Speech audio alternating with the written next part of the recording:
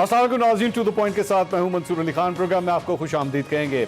नाज़रीन, पाकिस्तान हो या भारत, दोनों मुल्कों की 1.5 अरब आवाम के दिल एक ही खेल के लिए धड़कते हैं। गेंद और बल्ले का ये खेल इन दोनों मुल्कों की आवाम के दिलों पर राज करता है। क्रिकेट कहने को तो खेल है, लेकिन पाकिस्तान और भारत के लिए ये खेल से कुछ बढ़कर है। चाहे मैदान कोई भी हो, टेस्ट मैच हो, वनडे हो या T20, पाक भारत टाकरे का इंतजार पूरी दुनिया को होता है, क्योंकि जब ये दोनों टीमें आमने सामने होती हैं तो क्रिकेट का जुनून नजर आता है। पाकिस्तान ने भारत के खिलाफ जो तारीखी फतह हासिल की है, इस वक्त उसका पूरी दुनिया में चर्चा है। शाहीन आफरीदी ने जिस अंदाज में भारतीय बल्लेबाजों की विकेटें उड़ाई और भारत को हराने में अपनी बॉलिंग का जादू जगाया, वो यादगार था। शाहीन के बाद बाबर आजम और रिजवान की शानदार बैटिंग ने 10 विकेटों से वर्ल्ड कप में भारत को पहली बार हराकर तारीख रकम कर दी। शाहीनों ने इस वर्ल्ड क्लास परफॉर्मेंस से पाकिस्तान ही नहीं, भारतीय अवाम के भी दिल जीत लिए। भारतीय कप्तान विराट कोहली हों, साबिक भारतीय खिलाड़ी हों या फिर शायकीन क्रिकेट हों, पाकिस्तानी खिलाड़ियों की इस शानदार कारकर्दगी पर कोई भी दाद दिए बगैर नहीं रह सका। पाकिस्तानी फतह के बाद विराट कोहली ने जिस तरह रिजवान को गले लगाकर और मुस्कुराकर इस कामयाबी पर मुबारकबाद दी है, इस अंदाज को हर कोई सराह रहा है। कल के मैच ने एक बार फिर पाक भारत कशीदा ताल्लुकात में अमन की उम्मीद जगाई है। दोनों ममालिक की अवाम ने एक दूसरे के साथ खुशियां बांटी हैं, जंग की हौलनाकी को क्लीन बोल्ड किया है, मोहब्बत की फतह और नफरत को शिकस्त हुई है। वो मगरबी ममालिक जो माजी में एक दूसरे के खून के प्यासे थे, आज अवाम की खुशहाली और तरक्की के लिए एक होकर अवाम की तकदीर बदल चुके हैं। तो पाकिस्तान और भारत क्यों दुश्मनी भुलाकर अपनी अवाम को गुर्बत और अफलास से नहीं निकाल सकते? पिछली 7 दहाइयों ने यह बात साबित कर दी है कि दुश्मनी और जंग किसी मसले का हल नहीं, बल्कि मसाइल की बुनियादी वजह है, और इसका हल सिर्फ और सिर्फ अमन है। आज पाकिस्तान में एक क्रिकेटर वजीर आजम है। जब एक क्रिकेट के चैंपियन की हुकूमत है तो खेल को सियासत से दूर रखकर जंग के मैदान के बजाय खेल के मैदान आबाद होने चाहिए। नफरतों के बजाय मोहब्बतों के दीप जलाने चाहिए। अगर पाक भारत दुनिया की तरक्की याफ्ता कौमों से सबक सीखकर माजी की तलखियां भुलाकर नफरत की दीवार गिराकर एक दूसरे को नीचे गिराने के बजाय एक दूसरे को हाथ थमाएं और ऊपर उठाएं, तो खित्ते के हालात बदल सकते हैं और तभी हकीकी तब्दीली का ख्वाब पूरा हो सकता है। प्रोग्राम में यहाँ पे एक लेंगे ब्रेक, और ब्रेक के बाद कुछ खेल के साथ साथ सियासत के मैदान की भी बात करेंगे। हमारे साथ रहिएगा।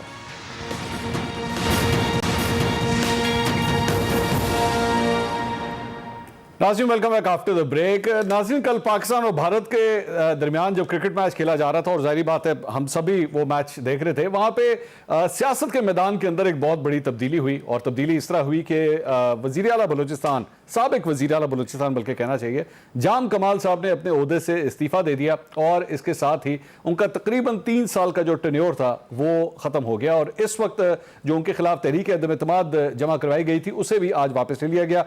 जो स्पीकर बलूचिस्तान असेंबली है, आज उन्होंने भी अपने ओहदे से इस्तीफ़ा दे दिया, और अब यह कहा जा रहा है कि वज़ीर आला की रेस के लिए वो मैदान में उतरेंगे। अब तज्जियाकारों का यह भी कहना है कि बलूचिस्तान के अंदर जो तब्दीली हुई है, कहीं ये ना हो कि ये तब्दीली जो है पूरे मुल्क के अंदर चलना शुरू हो जाए और दीगर सूबों के अंदर भी जो है वो सर उठाना शुरू कर दे। अपने पैनलिस्ट का इंट्रोडक्शन कराता हूँ। पाकिस्तान तहरीक इंसाफ से सेनेटर वलीद इकबाल साहब आज हमारे साथ स्टूडियो के अंदर ही मौजूद हैं। मुस्लिम लीग नून से अताउल्लाह तारड़ साहब आज हमें ज्वाइन कर रहे हैं। पाकिस्तान पीपल्स पार्टी से कादर खान मंदोकेल साहब हमारे साथ मौजूद हैं, और बलूचिस्तान से सीनियर सहाफ़ी और तज्जियाकार शाहिद रिंद साहब आज हमारे साथ मौजूद हैं। मैं जरा सबसे पहले आप लोगों की इजाज़त से शाहिद रिंद साहब के पास जाना चाहूँगा।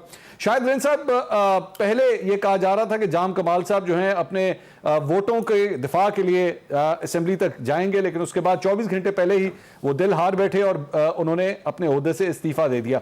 ये कितनी बड़ी डेवलपमेंट है? और जो इत्तेहादी हुकूमत बनी हुई थी, जिसमें पाकिस्तान तहरीक इंसाफ भी थी, ANP भी थी, और बलूचिस्तान अवामी पार्टी जो जाम कमाल साहब के जो साथी थे वो भी शामिल थे, ये कितना बड़ा धचका है आपकी नजर में?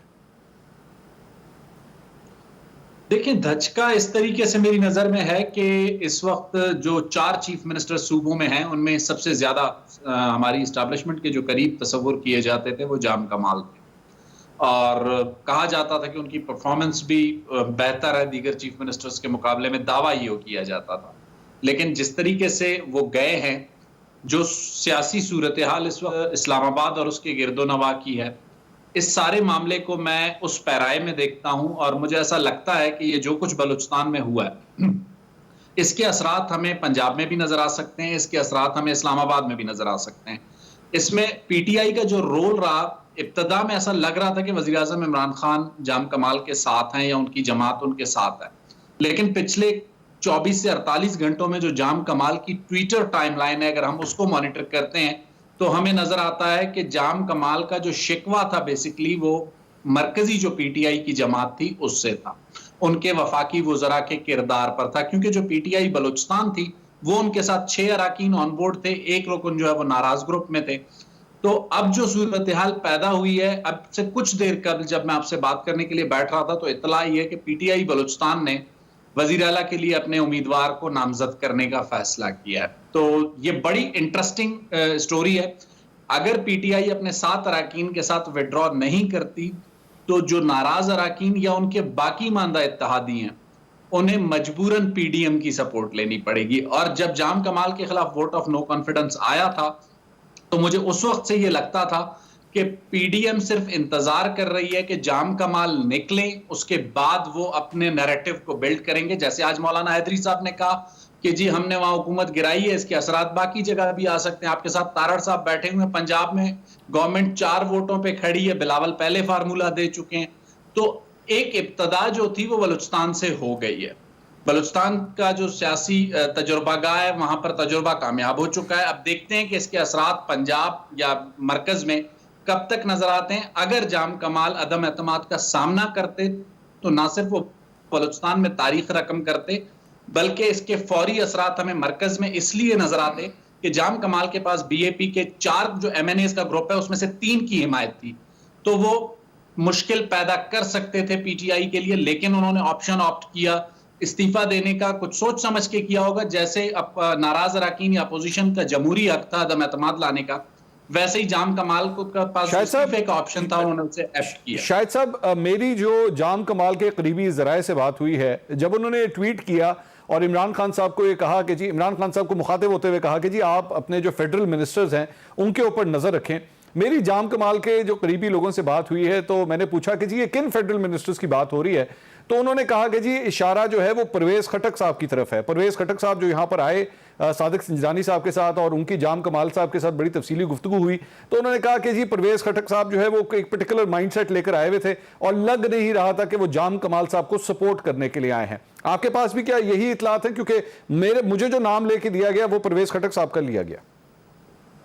जी बिल्कुल, आपकी ये इत्तला दुरुस्त है। ना सिर्फ ये बल्कि इब्तदा में जब कहा जा रहा था कि सादिक संजरानी सालिस हैं, इब्तदाई 24 से 48 घंटों में इस्टेब्लिश हो चुका था कि वो सालिस नहीं है, वो फरीक हैं।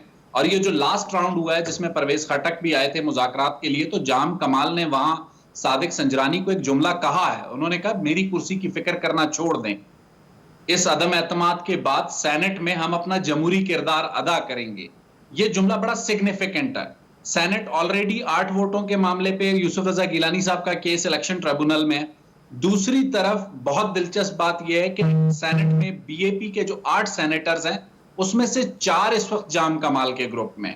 अगर कल जाम कमाल चाहें, ये ऑप्शन, ये तीर उनके तर्किश में मौजूद है कि वो उसे इस्तेमाल करना चाहें, वो 4 अरकान कह दें जी हम अपोजिशन बेंचों पर जा रहे हैं, तो फिर सादिक संजरानी के लिए कायदे ऐवान रहना, चेयरमैन सेनेट रहना, सेनेट के चेयरमैन रहना बड़ा मुश्किल हो जाएगा।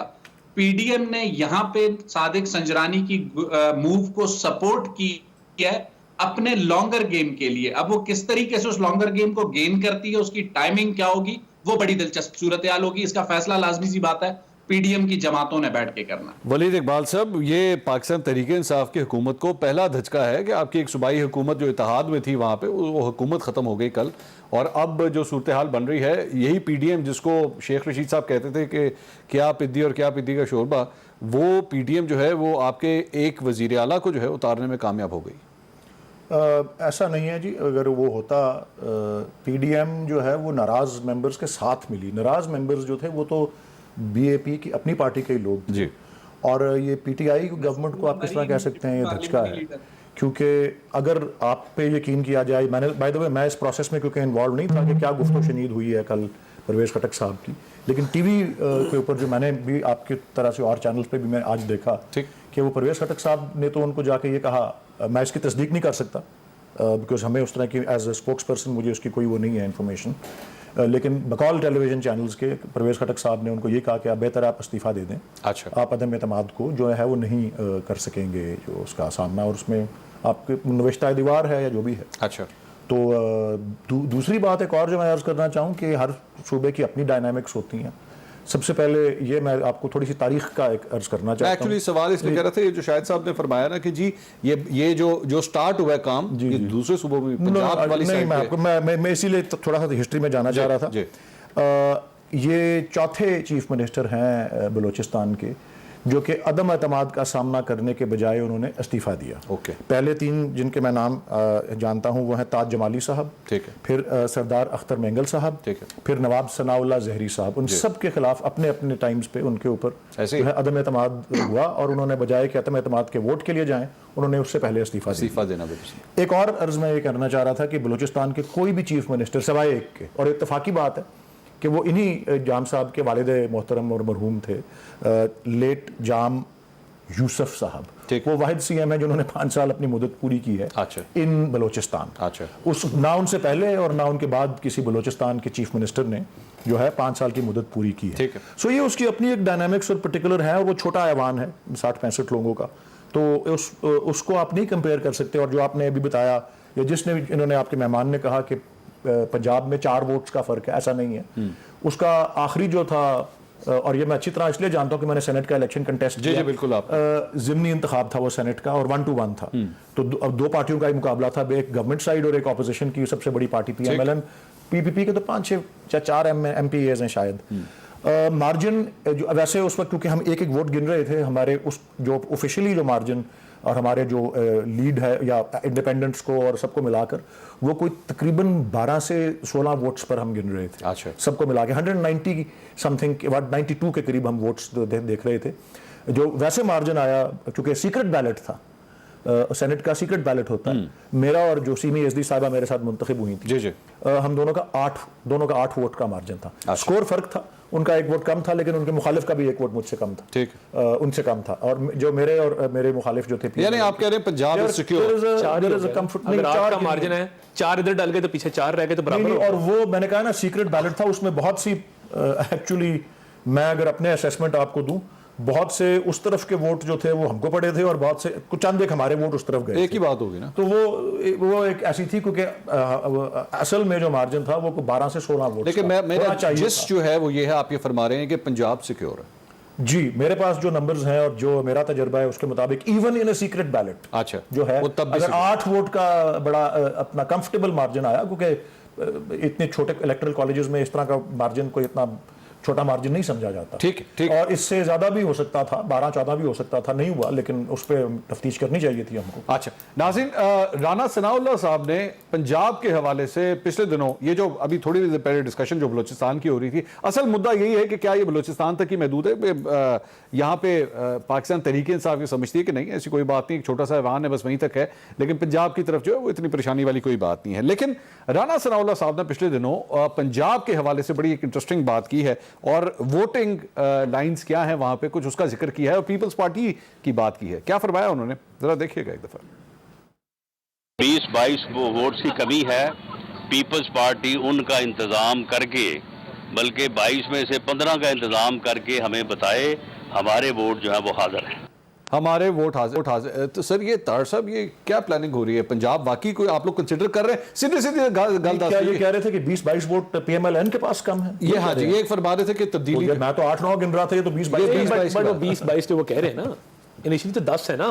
यानी ये भी वलीद साहब जो बात कर रहे थे 8 की, इन 8 में से 4 हमें पड़ जाते तो 4-4 की लीड बराबर हो जाती। ठीक है। सो वो जब आप वोट गिनने पे आते हैं ना, तो वो आधा मार्जिन इधर चला जाए तो आप बराबरी पे आ जाते हैं। सो वो बात 4 वोटों वाली ठीक है। देखिए बात ही है, ठीक, इधर जो पंजाब में ऐवान है, हम 165 पे हैं, 7 सीटें हैं पीपल्स पार्टी की, ठीक है, 10 है काफ लीग की, 6 इंडिपेंडेंट्स हैं, और 180 पे बैठी हुई है PTI। सर इन्होंने अपनी कैलकुलेशन निकाली भी मैं वैसे ही बात कर रहा हूं, मैं बड़ा पॉलिटिक्स मैंने जो आपको अर्ज किया ना वो ये कर रहे हैं, PTI एलाइज और इंडिपेंडेंट्स की 190 से ज्यादा का स्कोर है, जो ये कह रहे हैं इनको ऐड अप कर। जी बिल्कुल, 180 इनके और 10 अगर आप डाल लें काफ लीग के 190, नंबर दोबारा बताएं जी, 165 PMLN, ठीक है, 7 पीपल्स पार्टी, ठीक है, 10 काफ लीग जी, 10 काफली हो गया, कुछ 6 आज़ाद हैं, ठीक है, और उसमें फिर 180 हैं पीटीआई के। 180 पीटीआई। PTI and allies 196.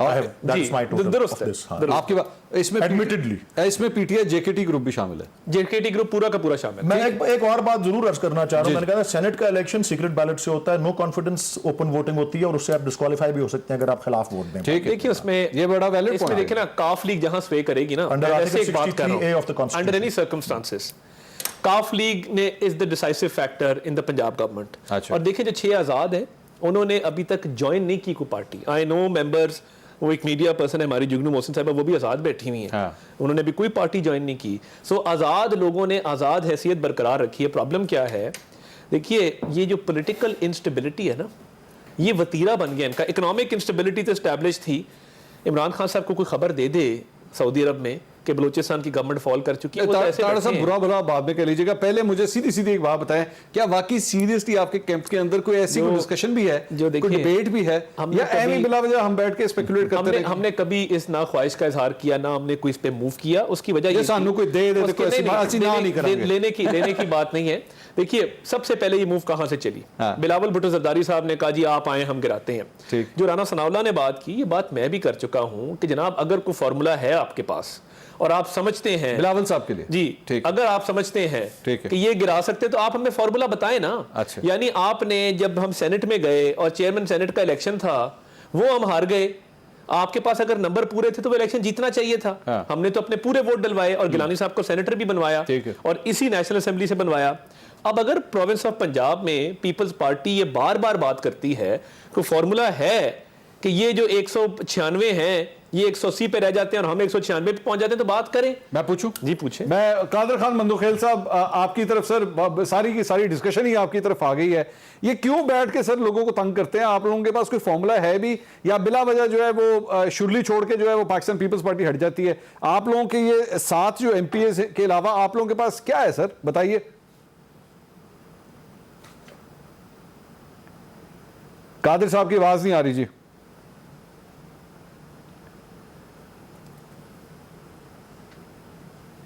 अच्छा, नाज़रीन कादिर खान मंदोखेल साहब की आवाज नहीं आ रही, नून के वोट भी नहीं फिलहाल पड़ रहे। मैं ब्रेक लेता हूं, ब्रेक के बाद इनकी आवाज आवाज नहीं आ रही, नाज़रीन आवाज नहीं आ रही। देखते हैं पार्लियामेंट के अंदर इनकी आवाज आती है कि नहीं। एक ब्रेक लेते हैं, ब्रेक के दौरान इनकी आवाज ठीक करने की कोशिश करते हैं ताकि सब सुन सके इनके पास आखिर है क्या। एक ब्रेक के बाद हमारे साथ रहिएगा।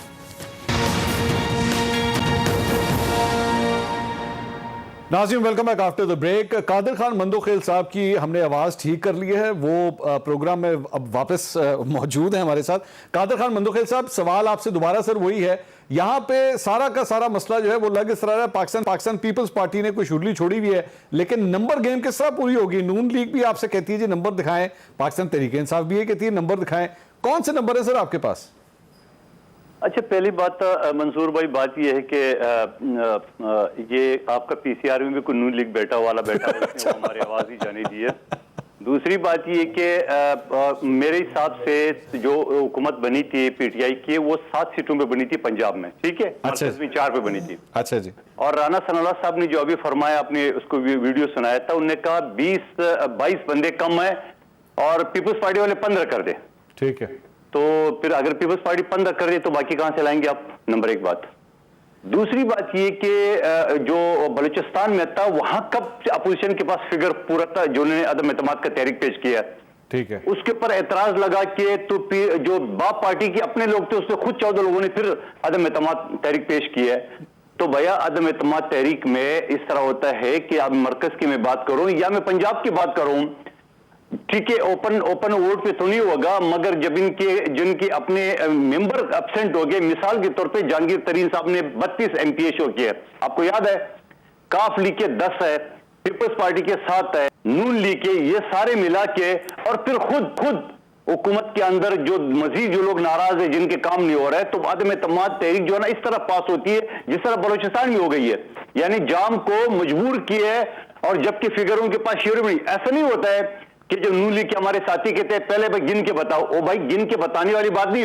और अदम एतमाद, तारड़ साहब खुद भी वकील है, अदम एतमाद का जो तहरीक है उसकी कोई ड्यूरेशन नहीं है। इसका नहीं मंदोखेल साहब एक मिनट, यहाँ पे इशू ये है, और ये बात अभी ब्रेक के अंदर वलीद इकबाल साहब बड़ी इंटरेस्टिंग बता रहे थे कि पाकिस्तान, अगर मिसाल के तौर पे आप यहाँ पे तो बाप पार्टी के अंदर जो दरार आई ना, अगर वहां पे पाकिस्तान तहरीक इंसाफ के लोगों को में से आपने लोग निकालने की कोशिश की, वहां पे ओपन बैलेट होगा, और ओपन बैलेट में अगर किसी ने पार्टी लाइन से हट के वोट देने की कोशिश की तो वो डिस्क्वालीफाई हो जाएगा। तो उसमें आप किस तरह दरार डालेंगे पाकिस्तान तहरीक इंसाफ में?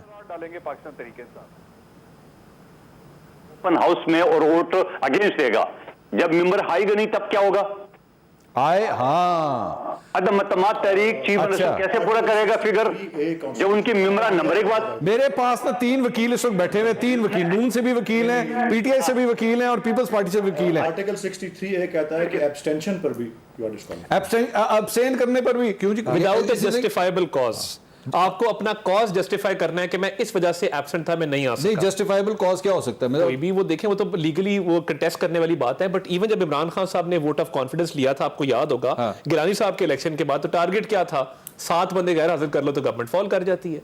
सो वो फिर ऑब्वियसली उसका लीगल जवाब बन जाता है। मगर ये जो कादिर मंदोखेल साहब बात कर रहे हैं, इसके लिए एक तो ओपन हाउस है, दूसरी बात ये है कि आपको ये बात जहन में रखनी है कि अगर फॉरवर्ड ब्लॉक भी बनता है, फर्ज कर लें, तो फिर उसको स्पीकर को दरखास्त देके, let suppose Jahangir Khan declare करवाना पड़ेगा कि हम पीटीआई से अलग हैं, हमें अलग सीट्स एलोकेट की जाए, तो वो तो नंबर शो करने पड़ेंगे टाइम से पहले। तो कादिर मंदोखेल साहब का यहां आर्गुमेंट इसलिए फ्लॉड है कि ये चीजें सारी टाइम से पहले होंगी तो ओपन डिवीजन। कादिर मंदोखेल साहब, बॉल दोबारा आपके कोर्ट में सर, किस तरह करेंगे सर ये सब कुछ? बात सुन ले जी, पहले दिन से नून, ये तो पीडीएम में भी नहीं है। देखिए पहले, अरे सुन ले यार भाई, पहली बात तो ये सुन ले, पहले दिन से नून लीग की आर्गुमेंट क्यों है कि जरा गिन के बताओ कितने मेंबरान है? अरे भाई, जब आप हमें ताने दे रहे हो कि हमारे पंजाब में 7 सीटें हैं, आप आदम एतमाद के लिए आप पूरा कर दे सारे, तो आपके सिंध में तो काउंसलर भी नहीं है, तो आप कैसे करें पूरे सिंध हुकूमत इस्तीफा दे खत्म करे? नंबर 1 बात। नंबर 2 बात ये, जब सेनेट के इलेक्शन आपके सामने है और उस वक्त भी शहरियार आफरीदी का वोट किस तरह उसने दस्तखत किए, तो इस तरह हो जाता है, उसमें नून लीग के कितने लोगों ने वोट दिए, कैसे दिए, वो लिस्ट आ चुकी है पूरा मीडिया के सामने। सवाल ये कि, और दूसरी बात, आखिरी बात सुन ले मंसूर भाई, अदम एतमाद का तहरीक जो ना, उसके लिए कोई टाइम फ्रेम नहीं है। आप कोशिश करें, नाकाम हो जाएंगे और क्या होगा। लेकिन जब आप कोशिश के लिए तैयार नहीं हो तो फिर किस बात की हुकूमत गिराएंगे? आप नहीं गिरा सकेंगे। मेरा मतलब है कि बुजदार हुकूमत को ये सारा देने के लिए इतनी बातें इनकी काफी है। बलूचिस्तान हुकूमत तो आ गए सामने, हर जगह पे जलसी जुलूस में तो आ गए सामने, मगर पंजाब की तरफ जा नहीं रहे। आप पंजाब की तरफ कदम उठा ले, हम नाकाम हो जाएगा और क्या होगा? कोशिश तो करेंगे ना, मगर जब आप कोशिश भी करेंगे तो दाल में कुछ काला लग रहा है। ये शाहिद रिंद साहब, ये सारी सर ये जो गुफ्तगू आपने सुनी, ये मैं बड़ा फ्रैंकली इसको मैं डिस्कस करता हूं। ये बेसिकली पाकिस्तान पीपल्स पार्टी ये कह रही है जी साढ़े ते इतमाद करो, असी करके दिखावांगे, हम हमारे पास है एक जिद्दारी सब पे भारी करके दिखाएंगे। हमने बेसिकली ये जो लास्ट टाइम बलूचिस्तान असेंबली के अंदर हुआ था कि पाकिस्तान पीपल्स पार्टी मौजूद भी नहीं थी और पाकिस्तान पीपल्स पार्टी ने बलूचिस्तान हुकूमत का तख्ता उलट दिया था। ये अभी भी वही शरारत करने की कोशिश कर रहे हैं कि हम कर लेंगे, आप हमारे पे एतमाद करें। सर ये इनके पास वाकई आपको लगता है कुछ है भी, या ये हवा में फायर हो रहा है? देखें सर, यही कोशिश तो उन्होंने सादिक संजरानी के वक्त भी करवाई थी जब आसिल विजन जो है ना आ रहे थे चेयरमैन सेनेट के लिए। तो देखें वहां पे तारड़ साहब की जो बात है वो अपनी जगह पे जस्टिफाइबल है, लेकिन एक चीज याद रखिएगा, 3 साल इस पॉलिटिकल और पार्लियामेंट्री सिस्टम को गुजर चुके हैं और जो सबसे स्ट्रेंथनिंग 3 साल थे इस पॉलिटिकल गवर्नमेंट के, वो सेम पेज के थे। रिसेंट जो इशू है उसके बाद वो जो सेम पेज से जो डर लगता था पीडीएम को या अपोजिशन को पीटीआई के करीब जाते हुए, वो डर अब खत्म हो चुका है। वो डर खत्म होने के बाद किसी भी पॉइंट पे पीडीएम की जमातें, देखें आसिफ अली जरदारी या मियां नवाज, नहीं, लेकिन मुझे शायद साहब मैं आपकी बात से जरा डिसएग्री करता हूं। जो आप फरमा रहे हैं कि डर इनको अब डर नहीं लगता, मैं अच्छा चले आप पहले बात कंप्लीट करें, फिर मैं आपको सुनाता हूं जो मुझे लगता है इनको अभी भी डर लगता है। आप बात कंप्लीट करें जरा। देखें, डसा हुआ जो है वो रस्सी से भी डरता है, ये तो बिल्कुल एक मुहावरा है।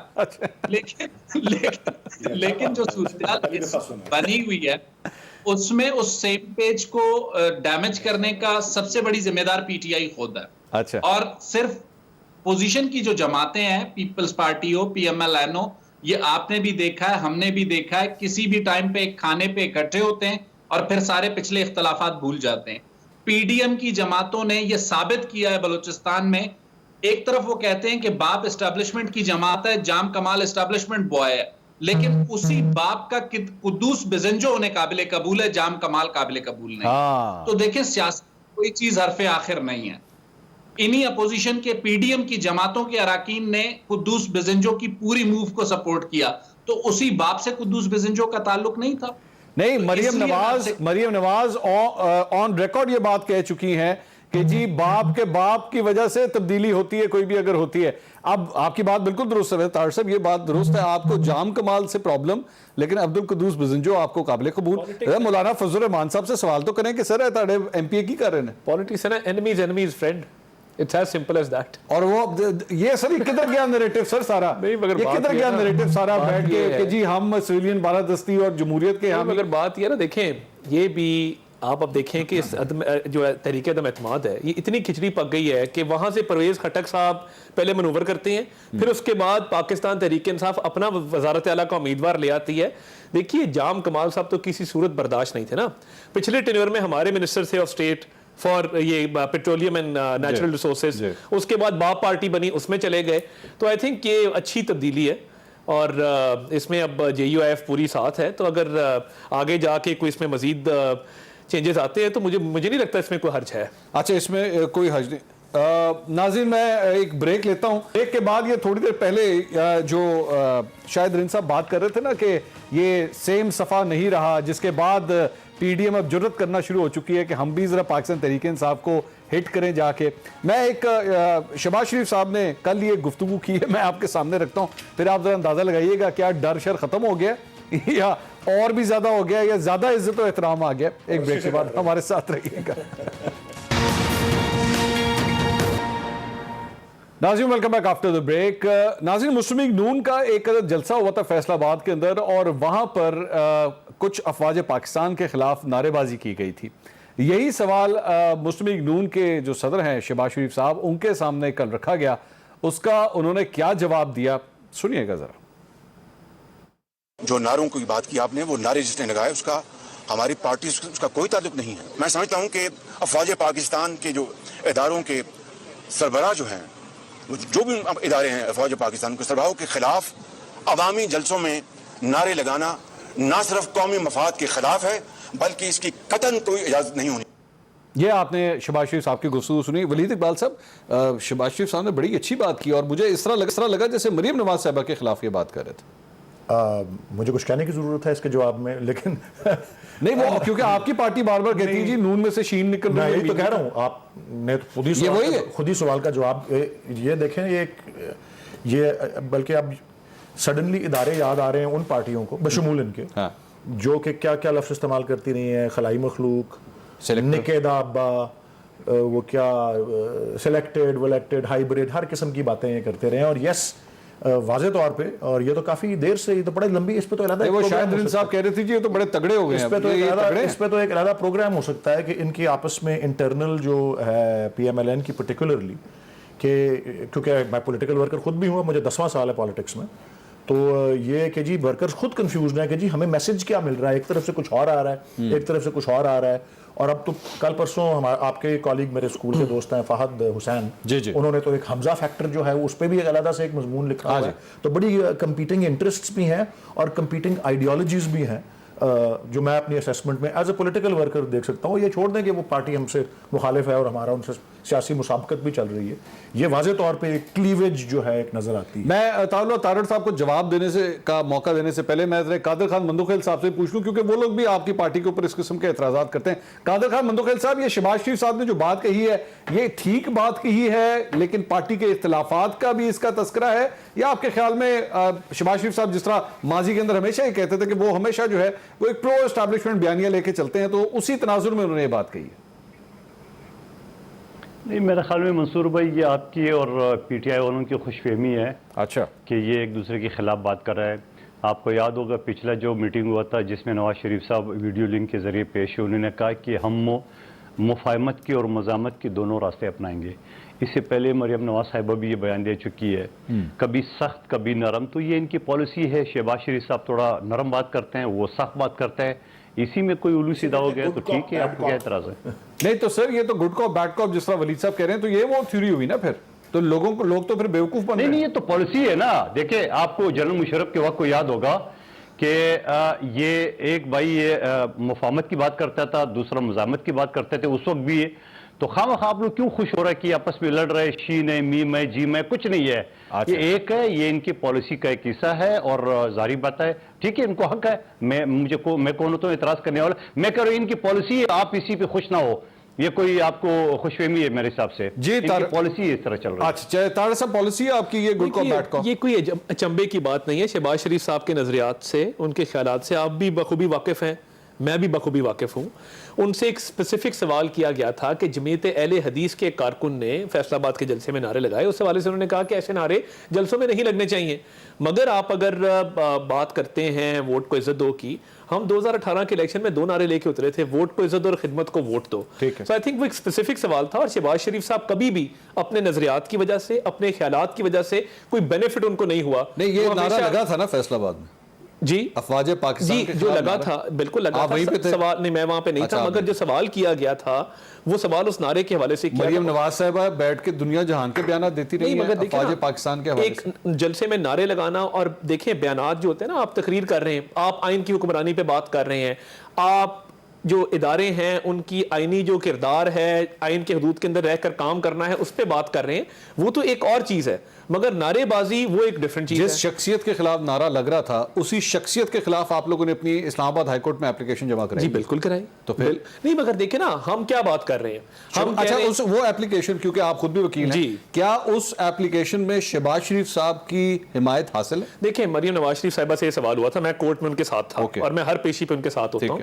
उन्होंने कहा कि जी ये मेरी अपनी पिटीशन है, ये मैंने अपने वकला से मशवरा करके तैयार की है, तो ये मेरा अपना एक पॉइंट ऑफ व्यू है। तो ये शहबाज शरीफ साहब उससे एग्री करते नहीं एग्री करते, उस पर तो बात फिर उन्होंने कही, उस पर मेरी अपनी पिटीशन है, तो ये मैंने अपनी मर्जी से। अच्छा, मैं इसमें बड़ा हैरान हूँ, ये जो आप सही कह रहे हैं कि मरियम नवाज साहिबा ने यही जवाब दिया था, लेकिन मरियम नवाज साहिबा जब ये जवाब दे रही थी ना, तो उनके 6 लोग इस तरफ और 6 लोग इस तरफ, सारी नून लीग ही खड़ी हुई थी। जी बिल्कुल ठीक बात। वो वैसे जब अपनी एप्लीकेशन की बात करती है तो वो कहती है मेरा जाती फेल है, लेकिन वैसे पूरी नून लीग उनके लेफ्ट साइड खड़ी हुई है जब वो ये सारी बातें कर रही होती है। देखिए, हमारी लीडर है ना, कोर्ट की पेशी है, हम बिल्कुल सॉलिडारिटी दिखाने के लिए जाते हैं, मगर अगर आप पूछेंगे कि ये जो आप एप्लीकेशन दे रही हैं ये सदर से आपने पूछी कि नहीं पूछी, तो फिर अगर कोर्ट की सारी पिटिशंस सदर से पूछ के हमने करनी है या आप पार्टी की हायरार्की से पूछ के करनी है, तो फिर अब तो कोई बंदा कोर्ट केस फाइल ही नहीं कर सकता। अच्छा चले, मैं इसको इस तरह ले लेता हूं कि मरियम नवाज साहिबा ने जो इल्जामात लगाए हैं जी, मुस्लिम नून उन इल्जामात के साथ खड़ी है या नहीं? देखिए, जहां तक आइन की हुक्मरानी है, हम बड़े क्लियर हैं उस चीज के ऊपर कि इदारों का एक किरदार है, आइन में उसका तयन किया गया है, आइन एक सुप्रीम डॉक्यूमेंट है, उसको रिस्पेक्ट होना चाहिए, जिसका जो किरदार है वो अदा करे, it's as simple as that. ठीक है मंसूर साहब, 3 दिन के वक्फे से एक वो जो एक्सटेंशन के बारे में कानून में तरमीम हुई थी, शहबाज शरीफ साहब ने कुछ और कहा और मरियम साहिबा कहती हैं मैं तो इस गुनाह में शरीक नहीं थी। हाँ, तो इससे ही मैं तो वही जो बात मैं आपको अर्ज कर रहा हूं। अच्छा, ये गुनाह का लफ्ज़ इस्तेमाल किया था, ठीक है। ये जो इस हवाले से नाज़रीन शेख रशीद साहब से भी कुछ इसी हवाले से एक सवाल किया गया था। ये जो एक कहते जी एक्सटेंशन की बात करें, एक नोटिफिकेशन है जो नहीं आया उसको भी काफी दिन हो चुके हैं। शेख रशीद साहब से जब ये सवाल किया गया नोटिफिकेशन के हवाले से, तो उन्होंने इस बार क्या जवाब दिया, अब ये जरा सुनिएगा एक दफा। देखिए, इस सिलसिले में मैं कुछ नहीं कह सकता। मैंने आपको कहा था, मैंने अपना अंदाजा बताया था, कब होंगे ये स्पोक्स पर्सन बता सकते हैं, और मुझे वो भी आप मोहब्बत में मैं आपको कह देता हूँ कि ये कब होगा ये इमरान खान को पता है या उनके स्पोक्समैन या फॉरेन ऑफिस या डिफेंस मिनिस्ट्रीज का जवाब। ये शेख रशीद साहब ने हाथ खड़े कर दिए। आज से तकरीबन 10 दिन पहले तक वो हमें बता रहे थे कि 1 हफ्ते के अंदर अंदर ये मामला हल हो जाएगा। तो वलीद इकबाल साहब, ये क्या हो रहा है? ये शेख रशीद साहब जवाब क्यों नहीं दे पा रहे? आपको जवाब दे सकते हैं या नहीं? जी, मैं एक जवाब तो दे सकता हूं कि मैं स्पोक्स पर्सन जरूर हूं। अच्छा, लेकिन मैं यही बात दोहराने पर जो है मुझे उसका जरूरी समझता हूं, क्योंकि एज स्पोक्स पर्सन मुझे इस पर कोई जिस तरह उन्होंने कहा कि प्राइम मिनिस्टर, 3 इसमें एक इदारा और 2 या 3 अफराद इन्वॉल्व हैं, prime minister, army cheap and the ministry of defence. ठीक है। तो क्योंकि मैं तो उन तीनों में नहीं हूँ, ठीक। और हम कोई पब्लिकली हमें कोई उसके ऊपर स्टेटमेंट या कोई फैक्ट्स या अनाउंसमेंट या ऐसी चीज़ का कोई तज़करा नहीं है। तो मैं तो यही कह सकता हूँ कि जी प्राइम मिनिस्टर जब उस पर फैसला करेंगे, क्योंकि इसका इजरा जो है वो प्राइम मिनिस्टर ऑफिस से ही होता है। तो बेसिकली इंतजार फरमाइए जी, इंतजार फरमाइए। मैं कोई, मेरे पास ये इन्फॉर्मेशन नहीं है कि जी कल हो या परसों हो, ऐसी कोई बात मेरे पास। कादिर खान मंदोखेल साहब, इंतजार फरमाइए, सब ठीक है, लेकिन इंतजार फरमाइए। ये जवाब दुरुस्त है सर? ये मैं कहूँगा कि नोटिफिकेशन की देर का पहला जवाब बलूचिस्तान हुकूमत है, और कुछ नहीं बोलूँगा। ये शाहिद रिंद साहब ये बहुत खतरनाक बात कर रहे हैं। कादिर खान मंदोखेल साहब, ये आप सुन रहे हैं? मैं सुन रहा हूं मंसूर। ये इसका सच्चाई से कोई ताल्लुक है, या ये पीपल्स पार्टी ने दोबारा हवा में फायर किया है? देखिए, पीपल्स पार्टी इस वक्त एक ऐसी सूरत-ए-हाल में है, वो सूरत-ए-हाल से मुकम्मल तौर पे एंजॉय कर रही है। अच्छा। और जो ये सूरत-ए-हाल है, मैं पहले दिन से ये बात कह रहा हूं कि बलूचिस्तान में जब कभी भी कोई मूव बनती है, उसका एक बड़ी पिक्चर होती है। नवाब सनाउल्ला ज़हरी, बहुत बहुत शुक्रिया। टाइम हो गया। शाहिद रिंद साहब, कादिर खान मंदोखेल साहब, अताउल्लाह तारर साहब और सेनेटर वलीद इकबाल साहब। नाज़रीन, प्रोग्राम से अब तक के लिए इतना ही। कल दोबारा मुलाकात होगी। अल्लाह हाफिज़।